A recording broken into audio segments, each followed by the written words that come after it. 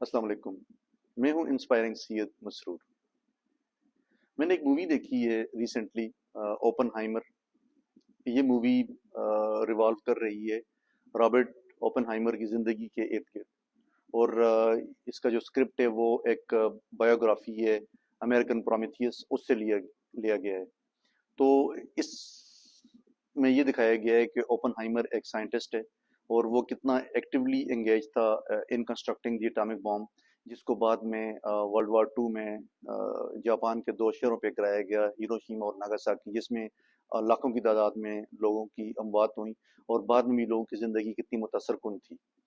तो लेकिन मैं इसकी मूवीज़ के कुछ पहलू पे बात करूंगा। एक तो ये कि जो मेन कैरेक्टर है मर्फी, इसको एज अ साइंटिस्ट शो किया गया है।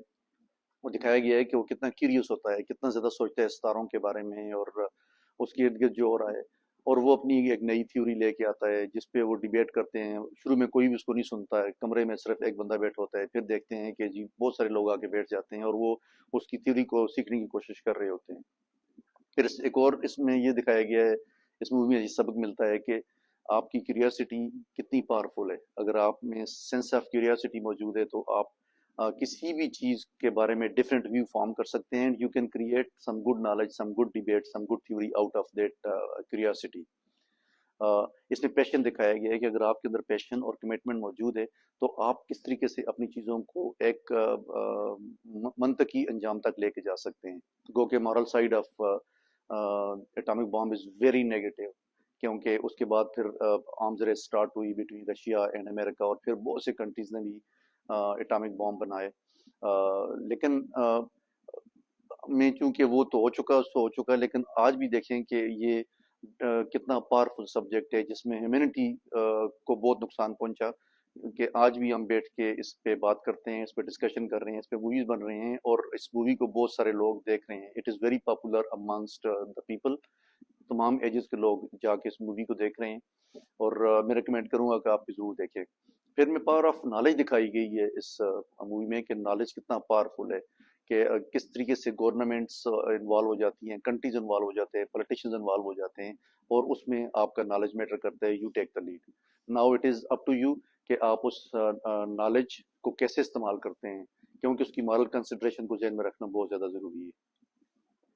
फिर जो मर्फी है उसकी पर्सनल लाइफ को दिखाया गया है कि वो कितनी डिस्टर्ब होती है, क्योंकि वो फोकस नहीं होता अपनी ज़िंदगी में, अपनी पर्सनल लाइफ में किसी एक साइड पे, किसी एक पॉइंट पे, कि जहाँ पे वो अपनी ज़िंदगी को डेडिकेटेड तरीके से लेके चल सके। तो आप उसकी पर्सनल लाइफ बहुत डिस्टर्ब हो जाती है, वो हमेशा डिस्टर्ब रहता है।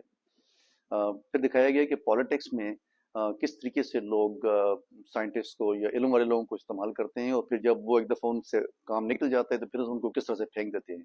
तो ये ज़रूरी नहीं है किसी एक कंट्री में होता है, पूरी दुनिया में यही होता है कि साइंटिस्ट हैं या इल्म वाले लोग हैं या प्रोफेसर हैं या जो भी इल्म से रिलेटेड लोग होते हैं, उसको लोग इस्तेमाल करके उनको किस तरह से फिर छोड़ देते हैं। क्योंकि एक डिबेट उठता है कि जी मर्फी या जो वो रॉबर्ट ओपेनहाइमर है वो इन्वॉल्व होता है in leaking information to Russians and to other people के एटॉमिक बॉम्ब के बारे में। तो इसलिए फिर वो उसको इन्वेस्टिगेट करते हैं, इंटरोगेट करते हैं। वो भी एक बहुत अच्छा डिबेट है। तो आप इसमें देखें कि बहुत अच्छे डिबेट्स भी दिखाए हुए हैं। फॉर एग्जांपल जो टीम है आपस में बैठ के बातचीत करती है, डिबेट करती है, डिस्कशन कर रही होती है, किस तरह से लोग नाराज होकर चले जाते हैं, फिर वो जो ओपनहाइमर है जाके उनको वापस लाता है। टीम वर्क भी बताया गया है इसमें कि कितना स्ट्रांग टीम वर्क है। जब टीम वर्क स्ट्रांग होता है, लोग रात दिन काम करते हैं and at the end of the day they achieve what they are going to set in front of them. फिर लीडरशिप दिखाई गई है इसमें ओपनहाइमर की, कि वो किस तरीके से अपनी टीम को लेके चलता है, उनको इकट्ठा रखता है और अल्टीमेटली वो चीज़ अचीव कर लेता है जो एक इम्पॉसिबल टास्क होता है। मॉरल कंसिडरेशन बहुत ज़्यादा स्ट्रांग है साइंटिस्ट के लिए। खास करके आप ये देखें कि आपके इल्म को किस तरफ लेके जाया जाएगा। जब आप अपना इल्म शेयर कर रहे होते हैं किसी से और उसको अपने कंट्री को या लोगों को फ़ायदा पहुंचा रहे होते हैं, तो आप ये ज़रूर फिगर आउट किया करें कि आपकी जो थ्योरीज हैं या आपका जो इल्म है उसको कहाँ पे नुकसान पहुंचेगा। उसको एक जो ब्लाइंड पैशन है या मेड रेस में उसको कभी भी लेकर ना जाएं इल्म को, क्योंकि जब भी आप लेके जाएंगे लोग उसका बेनिफिट उठाएंगे, कंट्रीज उसका बेनिफिट उठाएंगे और फिर आपको छोड़ देंगे और सब आपके ऊपर आ जाएगा। پھر سینس آف گلٹ دکھایا ہوا ہے اس میں اوپنہائمر کا کہ وہ کس طرح سے جب وہ پریزیڈنٹ سے ملتا ہے یو ایس کے اور اس سے جا کے کہتا ہے کہ I can see build on my hands, کہ جو لوگ مر گئے ہیں ہیروشیما اور ناگاساکی میں تو ان کا خون میرے ہاتھوں پہ نظر آتا ہے. تو لیکن وہ بینگ اے پولیٹیشین وہ پھر اس کے ساتھ مذاق اڑاتا ہے اس کا، اور اس کو ریڈیکیول بھی کر رہا ہوتا ہے اور جیب سے رومال نکال کے اس کو دیتا ہے. تو وہ وہاں سے بھی بڑا اپسیٹ ہو کے باہر نکلتا ہے.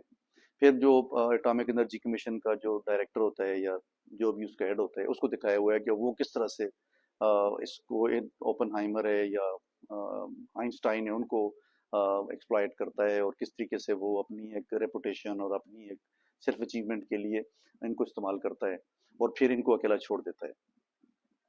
تو اس مووی میں بہت سارے سبق ملتے ہیں اور اس کو دیکھ کے سمجھنے کی ضرورت ہے. پھر یہ بھی دکھایا گیا ہے کہ کوئی کمپلیکیٹڈ چیز ہے تو اس کو کس طرح سے انکمپلیکیٹ کیا جائے.